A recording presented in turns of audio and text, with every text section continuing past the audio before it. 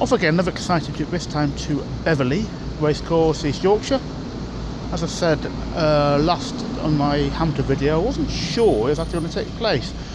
Beverley Racecourse's meeting on Wednesday had been abandoned because of, it's 3 days ago, was abandoned because of flooding, but by basically Thursday night we're going on to soft heavy in places without any rain expected, by a very small amount. There's always going to take place, so a trip to Hull is delayed, because I said if it was cancelled, let's go on to Hull from Beverley, which is close.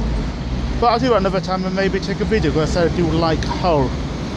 But once I know, and this year, as I say, Hampton with real ale, Beverley's almost too much time for real ale. I could probably have 2 pints before racing after getting to Beverley, 2 pints afterwards, and there's still time for a pint in Doncaster, a very nice brewery tap there. I want to go back to that, definitely. One of my favourite pubs, actually, that one. I've got just under an hour change at Doncaster in the evening. I want to go there. And 5 pints is probably almost a bit too much for me. The rest of the times, never mind, I've not drank a lot over the year. There's a couple of things I might do there in Beverley at the start, and then have a pint, and then have 2 afterwards. Beverley Minsters might be a militant atheist. Beverley Minsters is a very nice place. I've been to it before. There's 1 or 2 other options I can take, but I'll get off and get my train.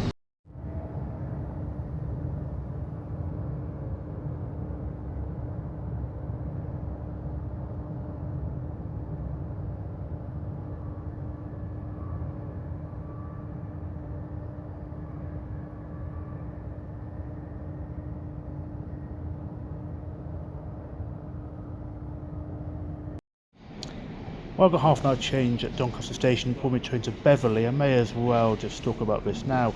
Been twice to Beverley before, 2015 and I think 2018 to a meeting. I'd never really gone racing in 2014. I went once to Newcastle. I forgot I'd been actually. I just checked my diary later date and found I had. And then I went 3 times to 2015 Newcastle again. And I'll talk about why. It was actually with AP McCoy where I still started going racing a lot, but I'll talk about that another time. But Beverley was one of the 2, well, I'll talk about madness there another time, which led me to actually go for every racecourse in Britain in 1 year, from April 2015 to March 2016. Well, first was I did from that period, I did Aintree in April 2015 and then Ripon, and Beverley's about the 3rd one I did. And that was this meeting actually, so we're meeting that meeting say 6 years ago, and then I say 1 in 2018. And I didn't, talking pubs, I didn't drink in Beverley 2015, I did I think drink in Hull. I've not been at all in Hull since I left 94.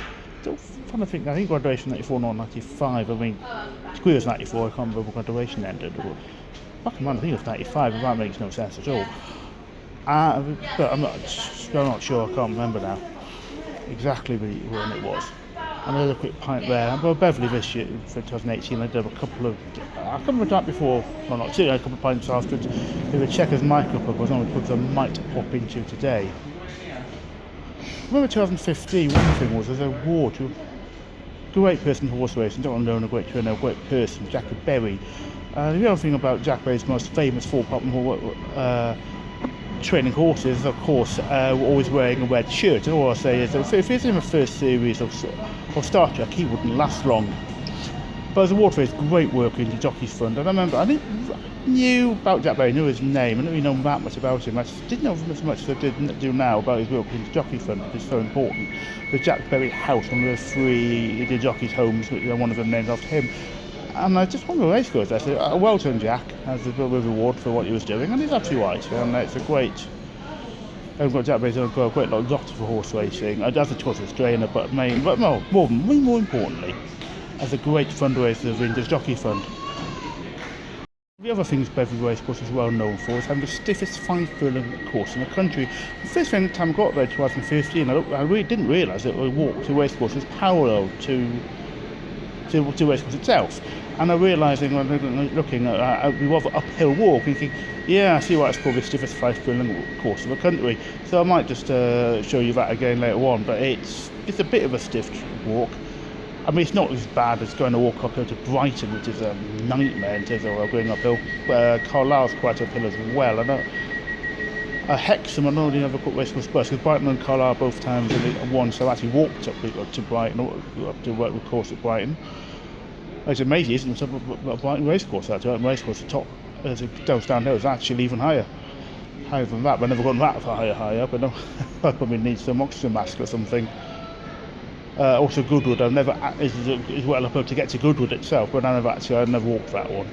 I always feel to get knocked over by somebody, frankly. And anyway, it's quite difficult to get to just around the Racecourse on bus. But it's a bit of a stiff test, I would say. But it's a stiff, fair track, I think, and I think it's a good racecourse. I see beauty faces coming on my camera is not the option there. I think I might be over the top. Just so I'm now in Beverley. At the end of the last video, I was talking about a track being stiff and fair. That's actually Beverley, not. It sounded like it was Goodwood. Sitting in the Coronation Garden, a nice little place in Beverley near a gate. I put a picture of it up of the old gate, one of the old gates in Beverley, early 15th century. Wandered on through the end of the back Coronation Garden. I see from myself in a cemetery of Orpheus, old cemetery. It was rather bizarre. I'll have a plan a little later when I get to the racecourse, but it's a nice place. But Beverly, amazing. It's really warm. I brought a coat with me because I thought it might be a bit windy. I wasn't quite sure. I know probably did. I certainly didn't need it. But the ridiculous thing is, it's so warm in Beverly. And 3 days earlier, we had a meeting cancelled because of flooding. It's absolutely astonishing. I wouldn't be surprised there's a global warming. Or certainly, it's a massive erratic weather being last few Beverly, even one part of Yorkshire, Weatherby, so West Yorkshire, Beverly, and it's erratic weather the last 3 days clearly here, and it's amazing. We'll go to Racecourse soon. As number 8, Rhinoplasty is on runner, so 10 runners going to the post. Now they're off for the second race, the Billy Leadroyd Trophy Fillies Condition Stakes at 2 o'clock, 5 furlongs 65, furlongs straight. And before the race, Pat Cooney from Bet365 will be here in the parade room, and we'll have a quick look at some of the market moves in this second race from Pat from Bet365. So that coming up before the race time at 2 o'clock. Oh yeah, I was going to actually start the video. I know the guys are speaking, and I'd actually let him speak because I can't remember who he is. He's actually the MC at Hamilton as well. He's a Scottish MC who isn't Gordon Brown. No, sorry, I'm not that Gordon Brown, the other Gordon Brown, the more famous one, obviously the horse racing one. I think there's a politician as well there. But yeah, so another slight pint. Time for his first race miscalculation.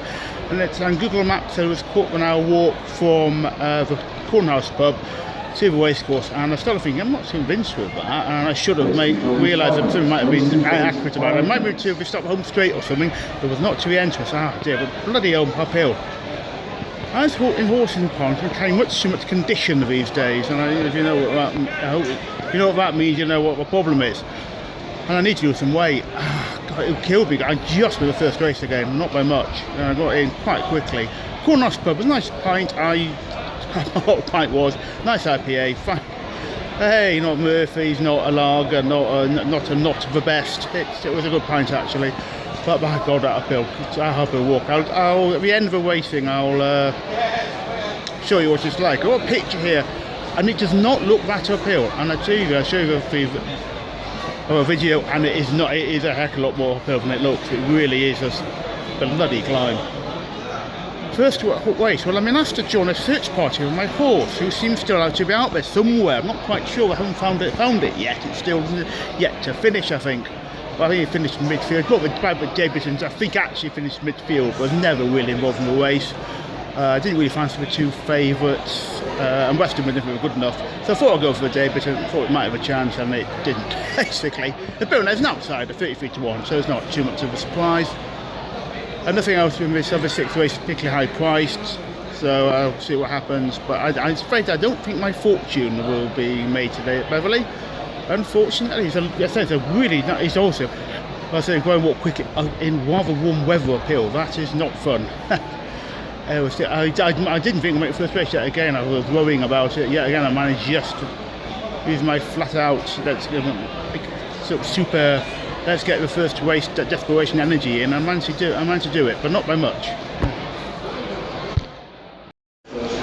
yeah, we're just talking about the next race. And interestingly, they mentioned the horse Jilly Cooper, and apparently Jilly Cooper gave her permission.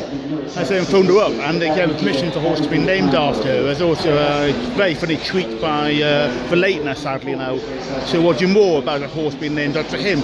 And certainly if it's a British person, I'm not sure if it's worldwide. There was a controversy about a South African person trying to name a horse after Donald Trump. I think more of as an insult actually, and eventually called it fake news, and that was alright, but it was trying to name a horse after Donald Trump.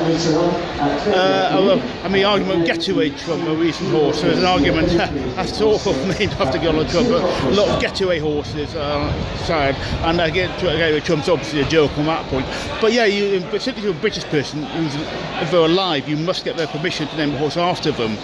And so you know, it's a lot of Coomber horses, more because Irish horses, a lot of them named after the people aren't alive, very famous people. I think it's Mrs. Magny I read, one who selects horses' names.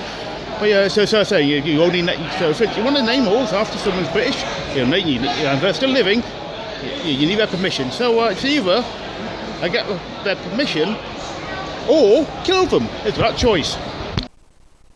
Now, the mystery Scottish MC, I still can't quite know his name. I looked up once actually previously. He's good at his job. I think all are. I know Tomo, Derek Thompson, splits opinion. I once did joke on a previous video.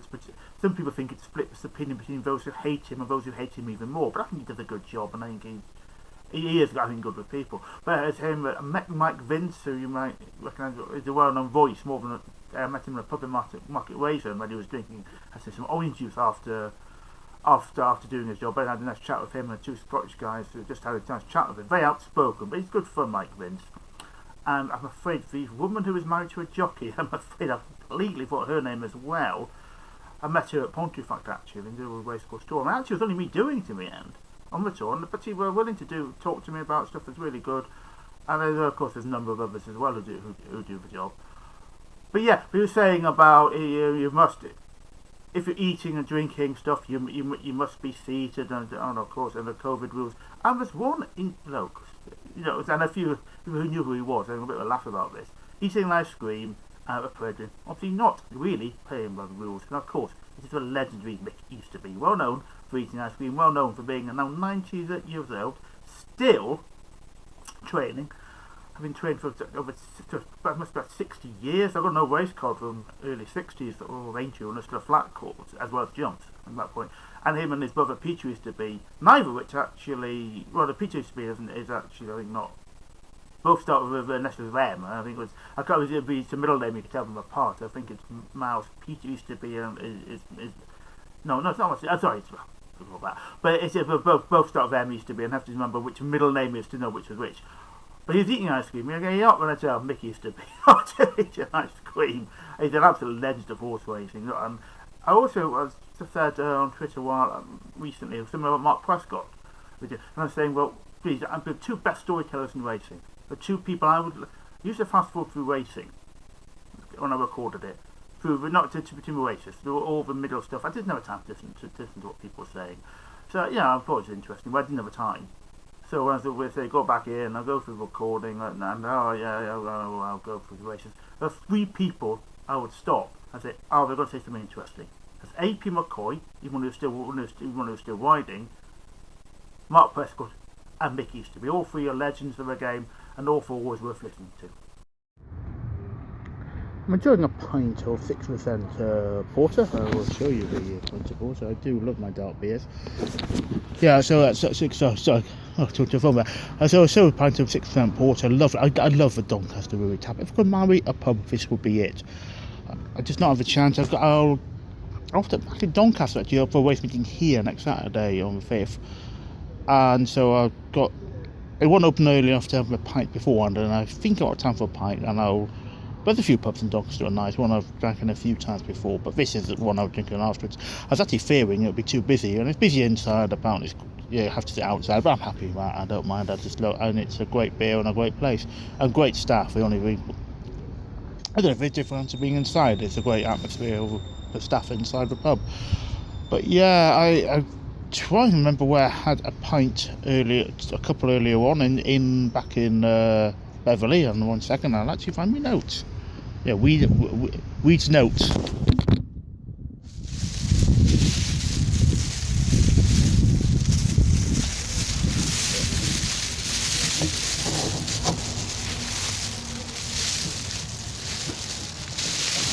Yes, hi.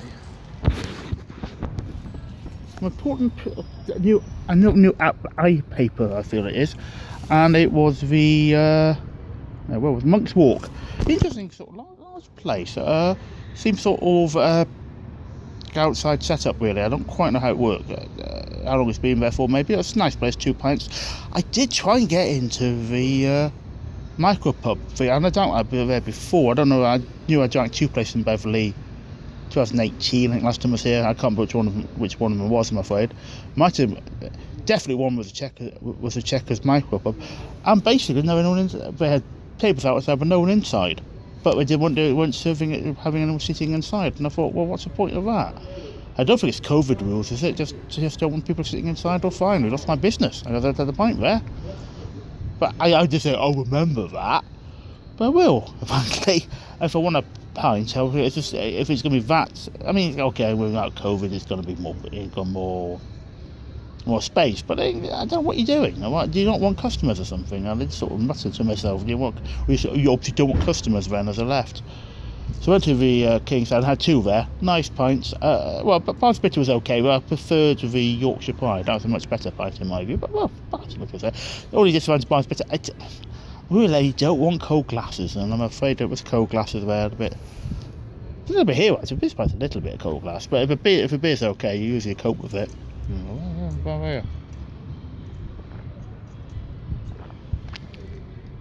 Over 9-12 twin to Newcastle out of Doncaster. I did try and messed up actually. Pick a video of the Humber Bridge, which would be a lovely, magnificent structure. I went over to. I said I don't think I did say I was in Hull in 2014 for about 4 days. It's 17 for 4 days. I hadn't been back to Hull until 2017. I went 1 day for the Heritage Days, and frankly, I learned more about the Hull in 1 day going around there than I did 4 years as a student about the place, the city of Hull. I didn't even know there was a Hull. I didn't know Wilberforce was one. I knew it was one there, but I didn't know there was a museum. I'm tempted, I said, to do just a video on Hull. But again, I get cheap train tickets to Hull, and I think I'll do a video on him. Hi. One of the very friendly members of staff I've seen there. I think her husband owned it. Just asking if I want to go inside, but I'm happy outside here. I also want to do this, so I don't want to do that but disturb anybody. But yeah, so I thought it'd be too busy here, but I feared that. But we've got tables outside. I don't know if I normally have tables outside. I don't remember that, but I never needed to. The only time once I couldn't find a seat here, because I do like a seat in a pub. The vertical drinking days were a long time ago, and if I was with friends, I wouldn't mind so much. But on my own, I want a seat in a pub, basically. The only time I didn't have that, I didn't mind, because there was actually music on. It was very nice, though, in this pub. It's a bit difficult to find. I had to use Google Maps again. It's hidden away. I once found, bizarrely, the only time actually I found it directly was 8 o'clock in the morning. Maybe 6 o'clock in the morning, even. I can't remember when it was. 6 in the morning in Doncaster. I was saying about sometimes trains down south. It's rather expensive. Let's make a noise, don't. No, that's okay. Don't worry. Yes. Noise. Well, it's a lot of customers, isn't it? Yes. Yeah. I was out to South 6 in the morning. I had a pit a couple of times. I got a 4:45 train out of Newcastle to York. To Doncaster, rather. No, I'm a muppet. But 45 minutes to York. Wait, half an hour in York. We had to get a train to Doncaster, and then a Doncaster to London. It was the Grand Central. Yes, because they save money. It was actually cheaper. But what was it? Had an hour and a half wait literally in Doncaster. We got to London about 11 or something, but it was just so much cheaper to do it like that. It's daft. The train tickets here are daft. I mean, I've been to Italy, trains in Italy. I almost had to, well, I won't go into the details now. I had to accidentally catch a train in Italy once in Pisa, which is a complete cock up. But cheaper, I think. But again, it's not to, or some of them in this country, advance tickets can be cheaper than elsewhere. I mean, I only said I bought tickets in Britain and Italy, and that was a dramatic situation, which I will admit, it's a story that so a number of young kids realised the platform had changed. Of course, to paraphrase Peter Cook, I don't have Italian for really a living, certainly in Italy. I don't. And they realised, and suddenly some people weren't Italian, so well, hang on, what do they know? The platform had changed, and there's been no notice, of course, about it. Tell you what, I'll link I've got a picture of it. I'm not sure I do actually, sadly, a picture of Florence, but the Duomo in Florence is a beautiful picture. I'm not sure I have it actually. It's a magnificent, beautiful thing. Nothing to do with anything, nothing to do with rail, nothing to do with horse racing whatsoever, of course. But it's a lovely pub, this. I can greatly recommend it. It says it's difficult to find. Yes, sorry, Doncaster. Right, Prego. To a calf, basically. But I was on to there, I found this cafe and this situation was an hour and a half waiting in Doncaster. £6, great breakfast, including a tea or a coffee. Everyone knows me, I'm a great fan of coffee. With my 29 currently types of coffee liqueur. Coffee syrup, sorry, not coffee liqueur, quite. Coffee liqueur, no, sorry, don't know that. It's beautiful, it's just, I do love this pub. Sorry, can I marry this pub? Sally Woman's married, so I can't marry her, but it's... No, I was just civil ceremony with a pub. Perhaps you're not allowed to do that, I don't know. But anyway, it's been it's not been a successful day betting, but it's been a fun day. So I end this video saying, well, again, racing tomorrow. This time, to a second time in my life, to Cartmore. It's a lovely track, but the oddest design. I mean, you've got... it's a very, very strangely designed course. The reason I'm not really going back more than once is racing isn't of the highest quality, sadly. I mean, it's a nice place, but I do like high quality racing. We live in Newcastle, and put it this way, I've been to Ascot 19 times since 2015 onwards, and Hexham once. So I do want to get back to Hexham. It's a lovely view, it really is. It's just a racing along Brighton. Hexham's the only course of the country without a single Class 2 race all year. Toaster, which is closed a minute, also didn't either. But it's, I'm sorry, I want to get back to racing. I say the reason I'm going racing quite so much in a minute is just what Racecourses. And the problem is, I'm not sure I can get there. And I don't mean on the train, I can get to Cark fine. I mean, it's a only issue, it's a 7 o'clock train in the morning. And actually, the time before, I'm doing exactly the train journey as I did 2015. I expected to only do that once because it was actually more expensive.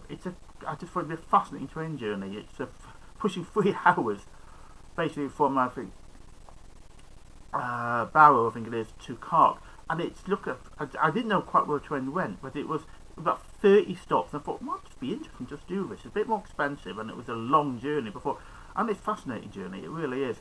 You get to see in Scotland, I think we're just going north. I think you can see, remember, you can see the Isle of Man, not even Ireland. I think it's too far off.